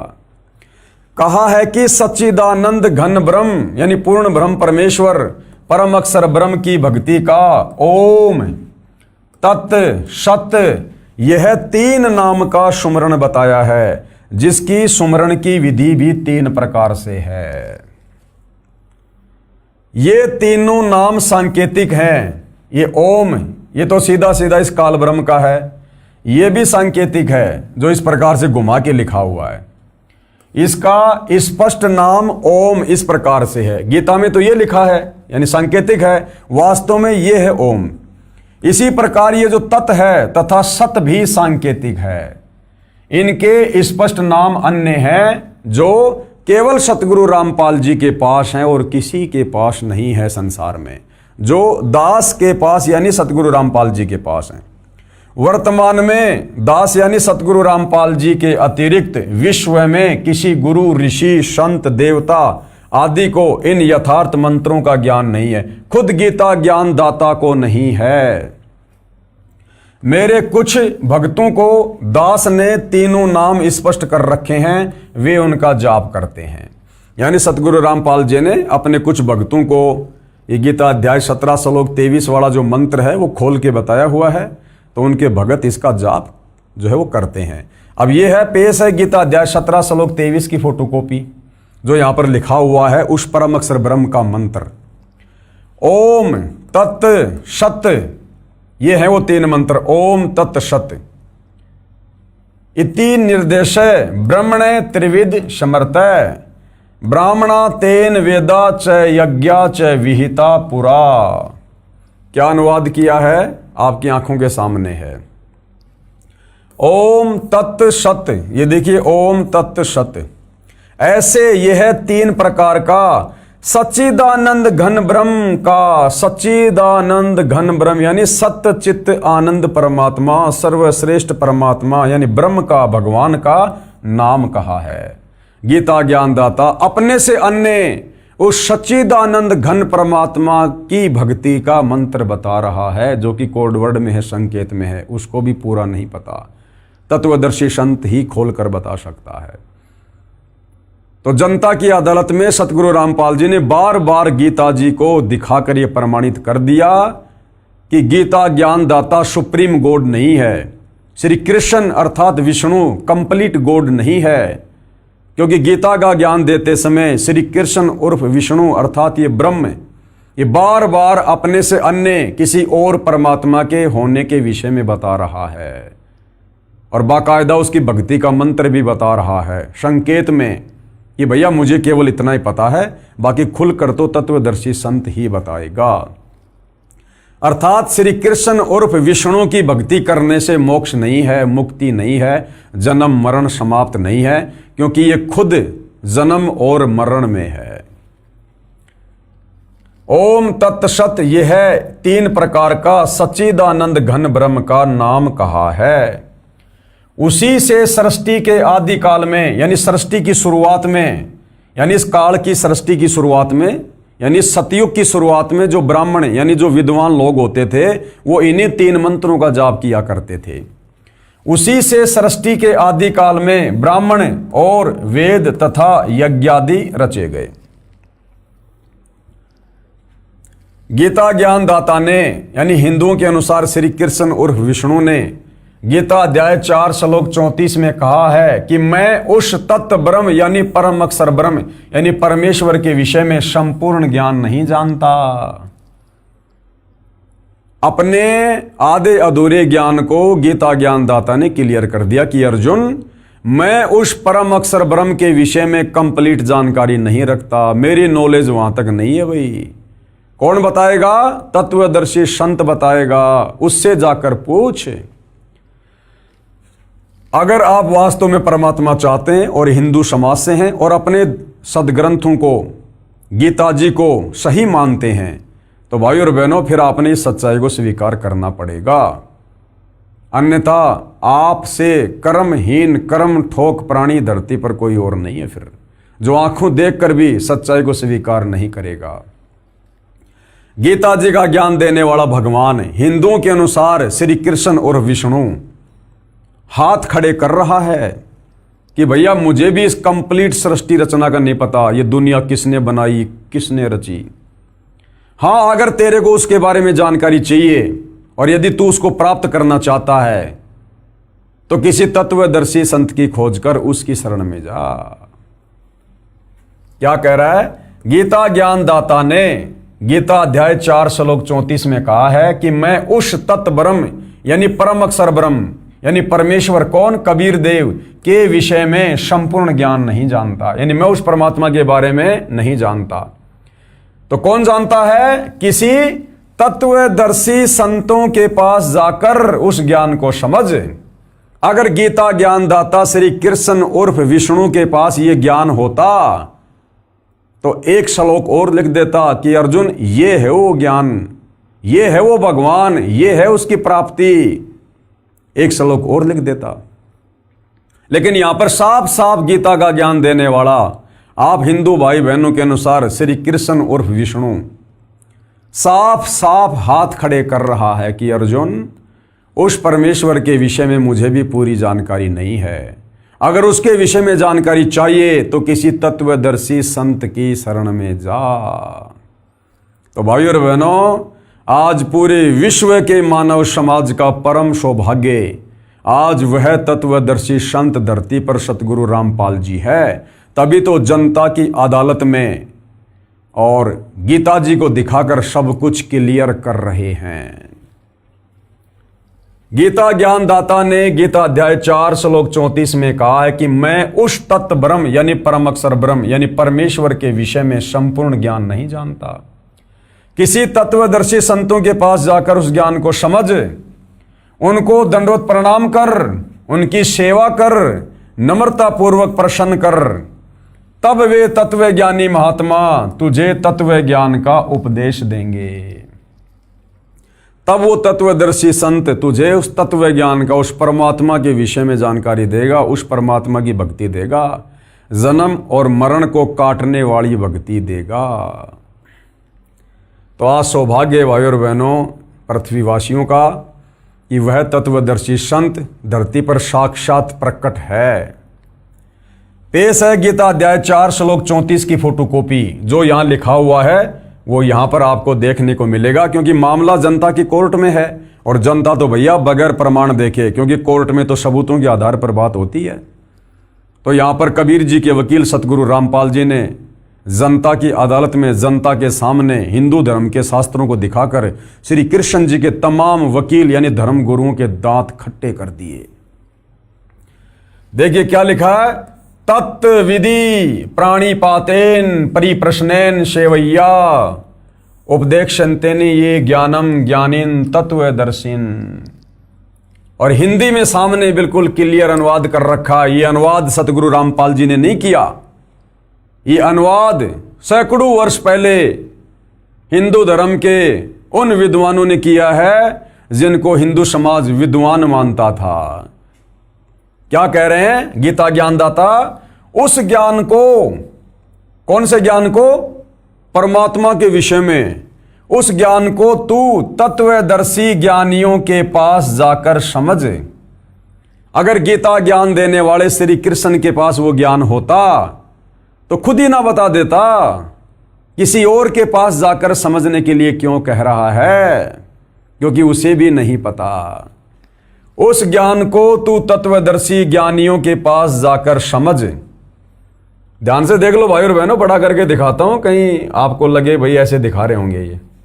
ये देखिए, उस ज्ञान को तू तत्वदर्शी ज्ञानियों के पास जाकर समझ, उनको भली भांति दंडवत प्रणाम करने से और उनकी सेवा करने से और कपट छोड़कर सरलता पूर्वक प्रश्न करने से वे परमात्म तत्व को भली भांति जानने वाले यानी पूर्ण परमात्मा के विषय में जानने वाले ज्ञानी महात्मा यानी तत्वदर्शी संत तुझे उस तत्व ज्ञान का उपदेश करेंगे। यानी वो तत्वदर्शी संत तुझे बताएगा कि वास्तव में परमात्मा कौन है, कैसा है, कहाँ रहता है और कैसे मिलता है। तो भाई और बहनों, ये गीता अध्याय 4 श्लोक 34 बिल्कुल क्लियर कर रहा है कि कंप्लीट गॉड के विषय में, कबीर देव के विषय में गीता ज्ञान देता आप लोगों के अनुसार श्री कृष्ण, हमारे अनुसार ब्रह्म, इसको भी कंप्लीट सृष्टि का ज्ञान नहीं है और किसी तत्वदर्शी संत की शरण में जाने का ऑप्शन अर्जुन को दे दिया। तो भला आज हिंदू समाज गीता ज्ञानदाता श्री कृष्ण उर्फ विष्णु अर्थात ब्रह्म की भक्ति करके भला कैसे उस सर्वश्रेष्ठ परमात्मा को प्राप्त कर सकता है, कैसे जन्म और मरण से मुक्ति प्राप्त कर सकता है। तो तत्वदर्शी संत की शरण में जाना पड़ेगा, क्योंकि ये गीता जी निर्देशित कर रही है। यदि आप गीता जी को हिंदुओं का सर्वश्रेष्ठ ग्रंथ मानते हैं तो, अन्यथा यही लक 84 योनि में गधे कुत्ते सूअर बनकर अपना कर्म भोगना पड़ेगा। काल की भक्ति कर करके, ब्रह्मा विष्णु महेश की पूजा कर करके लक 84 योनियों में तरह तरह के शरीर धारण करके कष्ट भोगना पड़ेगा, नरक में भी जाना पड़ेगा और तपतशिला पर भी काल भून भून के खाएगा। आगे देखिएगा, तत्वदर्शी संत की पहचान भी बताई है। अध्याय 4 श्लोक 34 में जिस तत्वदर्शी संत की शरण में जाने की सलाह गीता ज्ञानदाता अर्जुन को दे रहा है, साथ में उस तत्वदर्शी संत की पहचान भी बता रहा है कि उस तत्वदर्शी संत की पहचान क्या होगी। तो जो पहचान गीता अध्याय 15 श्लोक 1 से 4 में बताई जा रही है, उस प्रकार से आज तक ये ज्ञान इस धरती पर सतयुग से लेकर वर्तमान समय तक सतगुरु रामपाल जी के अलावा किसी भी धर्म के धर्म गुरु ने नहीं दिया। यानी जिस संसार रूपी उल्टे लटके हुए पेड़ की व्याख्या सतगुरु रामपाल जी ने की है, आज तक किसी भी धर्म गुरु ने करके नहीं बताई। इसे स्वयं सिद्ध होता है कि गीता अध्याय 15 श्लोक 1 से 4 के अनुसार वो तत्वदर्शी संत वर्तमान में सतगुरु रामपाल जी हैं। तो तत्वदर्शी संत की पहचान, तत्वदर्शी संत की क्या पहचान बताई गई है गीता जी में? गीता अध्याय 15 के श्लोक 1 से 4 में स्पष्ट किया है कि ये संसार रूपी पीपल का वृक्ष मानो, उसकी जड़ ऊपर को पूर्ण ब्रह्म यानी परम अक्षर ब्रह्म है, नीचे को तीनों गुण रूप शाखाएं हैं, जो संत इस संसार रूपी वृक्ष के सभी अंगों की जानकारी रखता है, यानी सभी भगवानों की अलग अलग जानकारी दे दे कि ब्रह्मा विष्णु महेश कौन है, ये ब्रह्म कौन है, अक्षर पुरुष क्या है और परम अक्षर ब्रह्म क्या है, वह वेद के तात्पर्य को जानने वाला है, यानी वह तत्वदर्शी संत है। ये देखिएगा गीता अध्याय 15 श्लोक 1, क्योंकि जनता की अदालत में मामला है, प्रमाण तो देने पड़ेंगे। तो पेश है गीता अध्याय 15 श्लोक 1 की फोटोकॉपी। ऊर्ध्वर मूलम अधः शाखम अश्वत्थम प्राहु अव्यम छंदासी यस्य प्रणानी ये तम वेद च वेदवित। अब हमारे नादान धर्म गुरुओं ने इस अध्याय के इस श्लोक में अनुवाद करते समय अड़ंगा कर दिया, उसको भी सतगुरु रामपाल जी ने फिर शुद्ध करके समझाया है।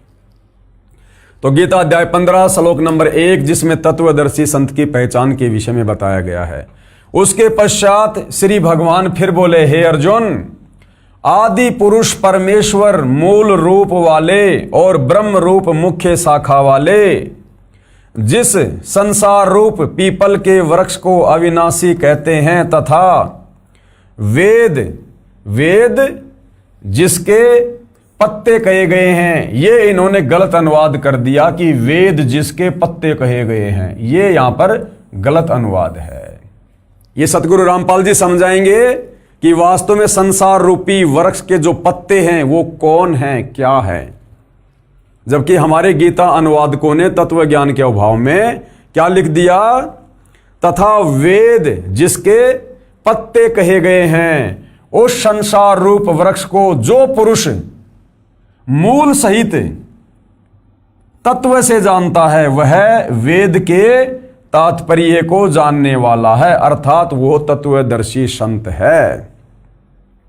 अब देखिएगा गीता अध्याय 15 श्लोक 4 में कहा है कि तत्व ज्ञान की प्राप्ति के पश्चात, अर्थात उस तत्वदर्शी संत से नाम उपदेश लेकर तत्व ज्ञान प्राप्ति के बाद परमेश्वर के उस परम पद की खोज करनी चाहिए, यानी सतलोक जाने के लिए फिर भक्ति करके जी जान लगा देनी चाहिए। जहां जाने के पश्चात, कहां, सतलोक जाने के पश्चात साधक यानी भगत कभी लौटकर संसार में नहीं आता। कौन से संसार में? काल के 21 ब्रह्मांड में। यह भी स्पष्ट है कि उसी की भक्ति करनी चाहिए। आगे देखिए, पेश है गीता अध्याय 15 श्लोक 4 की फोटोकॉपी। तत् पदम तत् परिमार्गी त्वं यस्मिन् गता न निर्वंतति भूये तम एवं च आद्यम पुरुषम परपदे। और क्या लिखा हुआ यहां पर गीता अध्याय 15 श्लोक 4 कि तत्वदर्शी संत की प्राप्ति के बाद उससे तत्व ज्ञान लेकर, नाम उपदेश लेकर, फिर उस परम अक्षर ब्रह्म कबीर देव की भक्ति करनी चाहिए। उसके पश्चात यानी तत्वदर्शी संत से ज्ञान लेने के बाद, उसके पश्चात उस परम पद रूप परमेश्वर को भली भांति खोजना चाहिए, जिसमें गए हुए पुरुष यानी उस सतलोक में गए हुए भगत फिर लौटकर संसार में नहीं आते, और जिस परमेश्वर से इस पुरातन संसार वृक्ष की प्रवृत्ति विस्तार को प्राप्त हुई है, यानी जिस परमेश्वर ने सारी सृष्टि को रचा है, उसी आदि पुरुष नारायण के मैं शरण हूं। गीता ज्ञानदाता भी कह रहा है कि अर्जुन, उसी परम पुरुष, उसी पुरुष आदि नारायण, उसी आदि पुरुष नारायण यानी उसी परम अक्षर ब्रह्म, उसी कबीर देव की मैं भी शरण में हूं, यानी मेरा भी इष्ट देव वही है। अब बताओ भाई और बहनों, क्या कमी रह गई? अरे गीता ज्ञान देने वाला आप लोगों के अनुसार श्री कृष्ण उर्फ विष्णु खुद गीता अध्याय 15 श्लोक 4 में कह रहा है कि अर्जुन, मैं तुझे तत्वदर्शी संत के माध्यम से जिस परमात्मा की शरण में जाने की सलाह दे रहा हूं, मेरा भी इष्ट देव वही है, मैं भी उसी की शरण में हूं। हालांकि इसको वास्तविक मंत्र नहीं पता, वास्तविक भक्ति नहीं पता, लेकिन सृष्टि रचना से आपको पता चलेगा कि ये काल वहीं से आया हुआ है। ये भी सतलोक का निवासी था, लेकिन इसने तप करके गलती की। तो ये कह रहा है कि मैं भी उसी आदि पुरुष नारायण की शरण में हूं। आदि पुरुष नारायण यानी सृष्टि का सबसे पहला भगवान कबीर देव।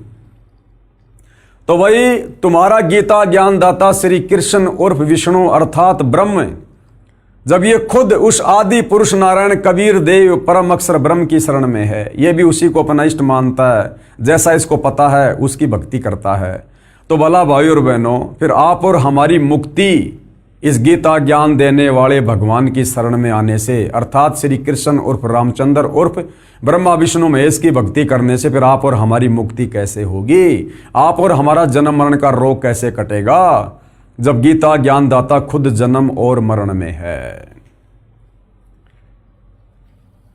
क्या कह रहा है? उसी आदि पुरुष नारायण के मैं शरण हूं, इस प्रकार दृढ़ निश्चय करके उस परमेश्वर का मनन और नित्य ध्यान आसन करना चाहिए।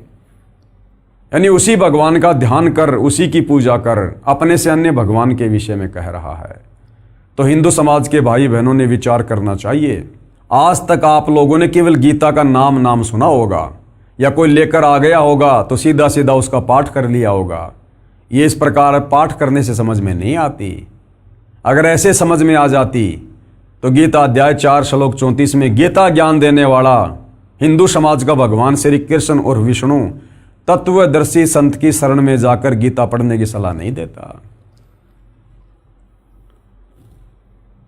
आगे देखिए, गीता अध्याय 15 के ही श्लोक 16 और 17 में 3 पुरुष यानी प्रभु बताए हैं, भगवान बताए हैं।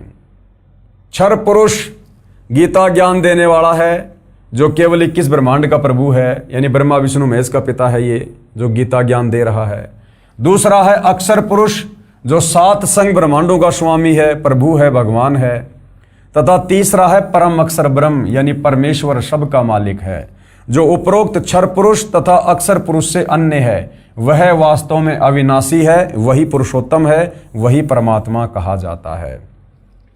यानी पवित्र गीता जी में भक्ति और भगवान को समझने के लिए बिल्कुल निर्णायक ज्ञान दिया हुआ है, लेकिन हमारे नादान धर्म गुरु तत्व ज्ञान के अभाव में इस ज्ञान को समझ नहीं पाए और इसका अड़ंगा करके भगत समाज में पेश कर दिया और हमें भक्ति और भगवान से सदियों से दूर रखा। पेश है गीता अध्याय 15 श्लोक 16-17 की फोटोकॉपी, देखिएगा। गीता अध्याय 15 श्लोक 16 में 2 भगवान बताए गए हैं, 2 भगवान, ध्यान से देखिए। गीता अध्याय 15 श्लोक 16 की फोटोकॉपी। 2 यानी 2 इमो पुरुषो यानी भगवान है, लोके इस लोक में 2 भगवान हैं। 2 इमो पुरुषो लोके, कौन से? एक है क्षर यानी क्षर पुरुष, च यानी और, दूसरा अक्षर यानी अक्षर पुरुष। क्षर पुरुष और अक्षर पुरुष। एवं च क्षर सर्वाणी भूतानी कूटस्थ अक्षर उच्चते, और इन दोनों के लोकों में रहने वाले जितने भी प्राणी हैं वो भी जन्म मरण में हैं, वो भी अविनाशी नहीं हैं। ये देखिएगा गीता अध्याय 15 श्लोक 16 की फोटोकॉपी, जिसमें 2 भगवान बताए गए हैं। इस संसार में नाशवान और अविनाशी भी ये 2 प्रकार के पुरुष हैं, यानी भगवान हैं।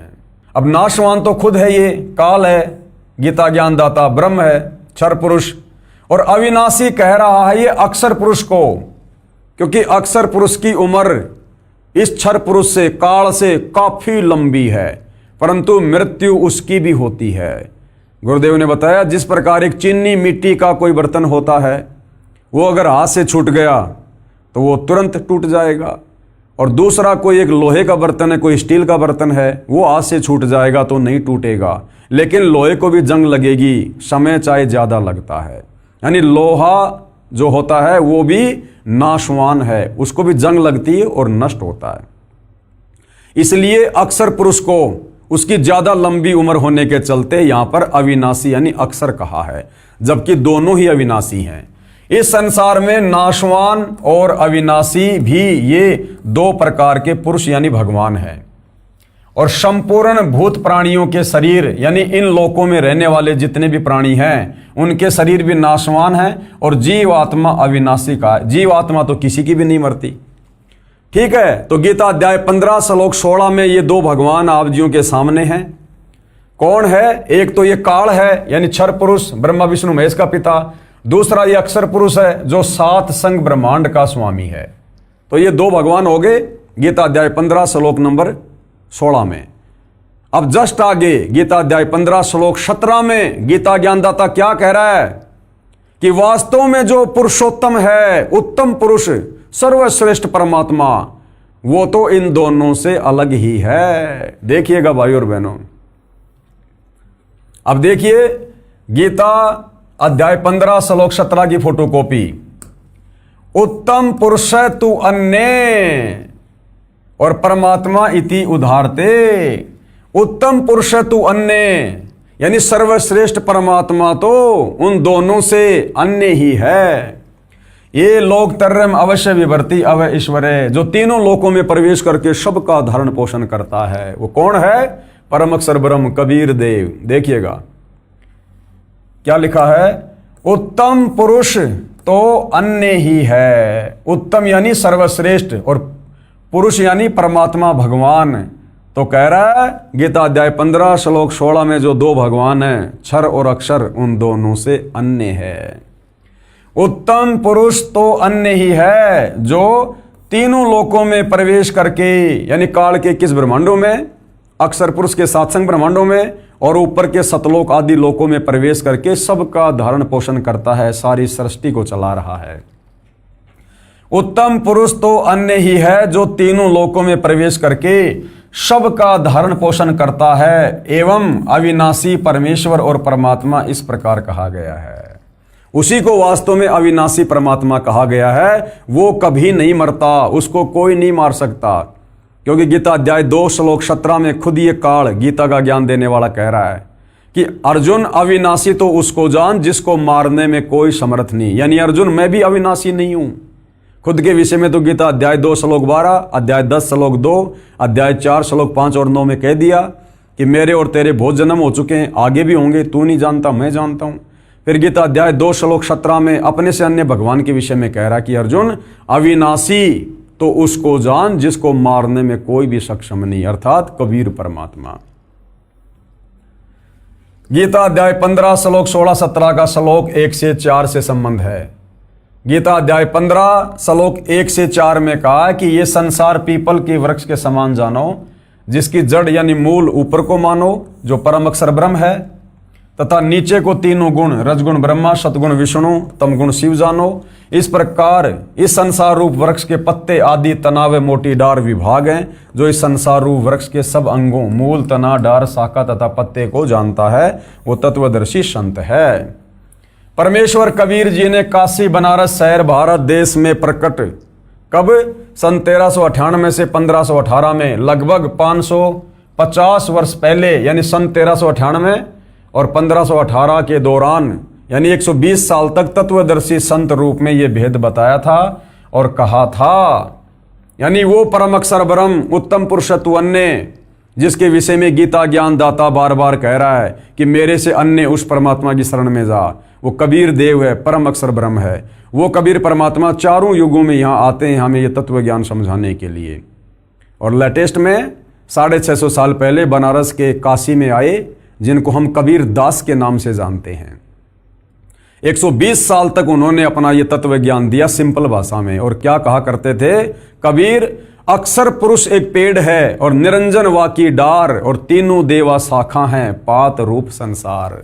सिंपल भाषा में उन्होंने यही ज्ञान दिया जिस ज्ञान का समर्थन आज हमारे धर्म ग्रंथ कर रहे हैं। क्या कहा? कबीर अक्षर पुरुष एक पेड़ है और क्षर पुरुष वाकी डार। क्षर पुरुष कौन है? ये काल है, ब्रह्मा विष्णु महेश का पिता। और तीनों देवा ब्रह्मा विष्णु महेश ये उस पेड़ की शाखा हैं, और पात रूप संसार। जहां पहले अनुवाद किया था गीता अध्याय 15 श्लोक 1 का हमारे विद्वान अनुवादकों ने, हिंदू धर्म गुरुओं ने, जिन्होंने कहा था कि वेद उस पेड़ के पत्ते हैं। वेद नहीं, आप और हम जितने भी प्राणी हैं ये हैं वो पत्ते, पात रूप संसार। अर्थात इस संसार रूप वृक्ष का जो तना है वो तो अक्षर पुरुष जानो, जिसके साथ संग ब्रह्मांड है। डार मानो क्षर पुरुष, यानी ये काल जिसके 21 ब्रह्मांड हैं। और तीनों देवता रजगुण ब्रह्मा, सतगुण विष्णु तथा तमगुण शिव कौन है? ये शाखा मानो। और छोटी टहनियों तथा इन पत्तों को देवता समेत अन्य जीव जंतु जानो। मूल रूप परमेश्वर कबीर जी हैं।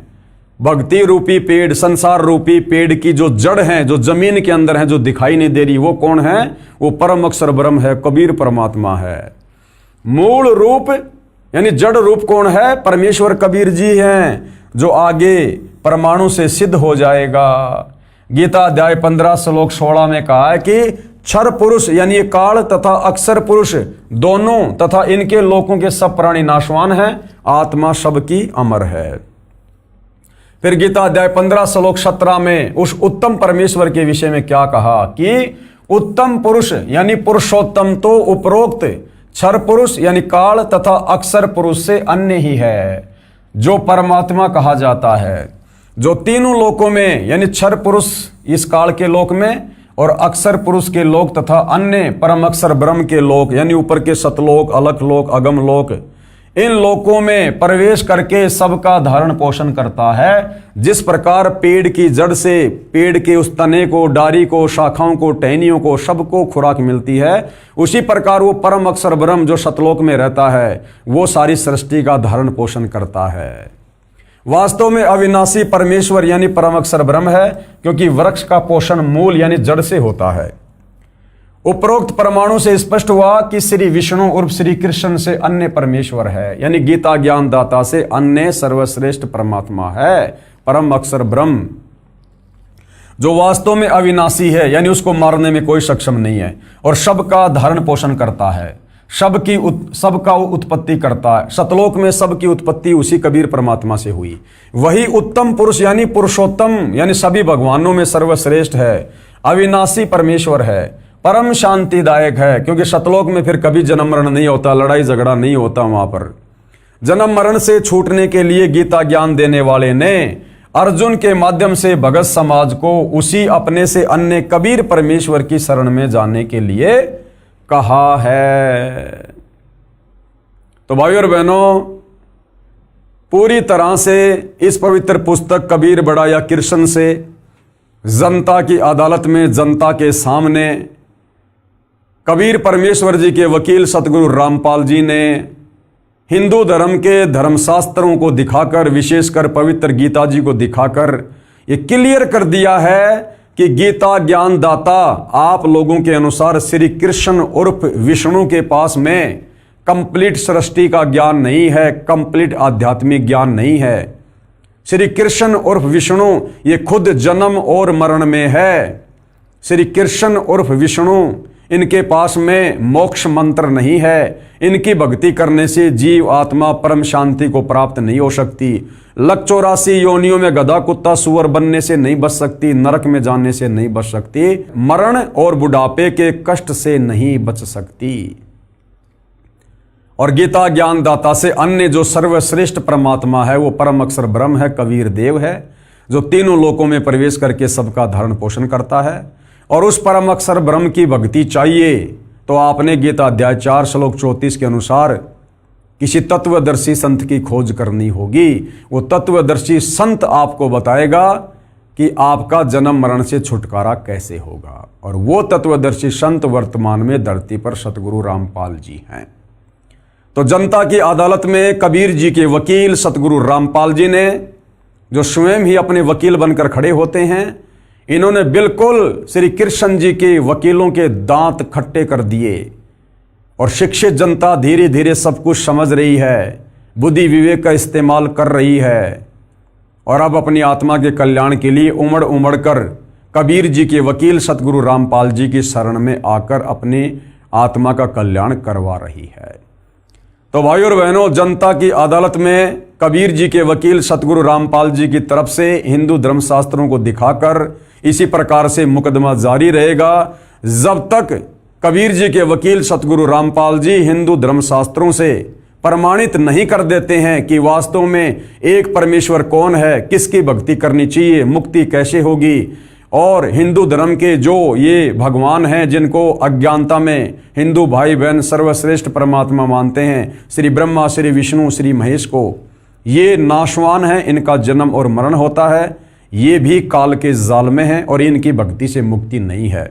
तो मुकदमा लगातार इसी प्रकार जारी रहेगा। कल की डेट में हम फिर से जनता की अदालत में पेश होंगे। आगे की कार्रवाई कल शुरू होगी और आगे की कार्रवाई का टॉपिक है परम अक्षर ब्रह्म की भक्ति से पूर्ण मोक्ष होता है। परम अक्षर ब्रह्म कौन? कबीर परमात्मा, कबीर परमेश्वर, जो तीनों लोकों में प्रवेश करके सबका धरण पोषण करते हैं, जिसकी शरण में जाने के लिए गीता अध्याय 18 श्लोक 66 में गीता ज्ञान दाता अर्जुन को कह रहा है कि सर्व धर्मान परित्यज्य माम एकम शरणम व्रज अहम तवा सर्व पापेभ्यो मोक्षयामि मा शुच। तो उस परम अक्षर ब्रह्म यानी कबीर देव की भक्ति करने से ही आत्मा का पूर्ण मोक्ष होगा और दूसरा कोई विकल्प इस क्षर पुरुष के 21 ब्रह्मांड में और अक्षर पुरुष के 7 संग ब्रह्मांड में नहीं है। और उस परम अक्षर ब्रह्म की भक्ति बताने वाला वो परम अक्षर ब्रह्म स्वयं ही आज धरती पर सतगुरु रामपाल जी के रूप में प्रकट हैं। तो आगे की कार्रवाई के लिए हम कल फिर लाइव जुड़ेंगे। तब तक परम पूज्य गुरुदेव सतगुरु रामपाल जी आप और हम सबको आज्ञा दें, आशीर्वाद दें, सद्बुद्धि दें, हमारा मार्गदर्शन करें। बंदी छोड़ सतगुरु रामपाल जी परमेश्वर जी की जय हो।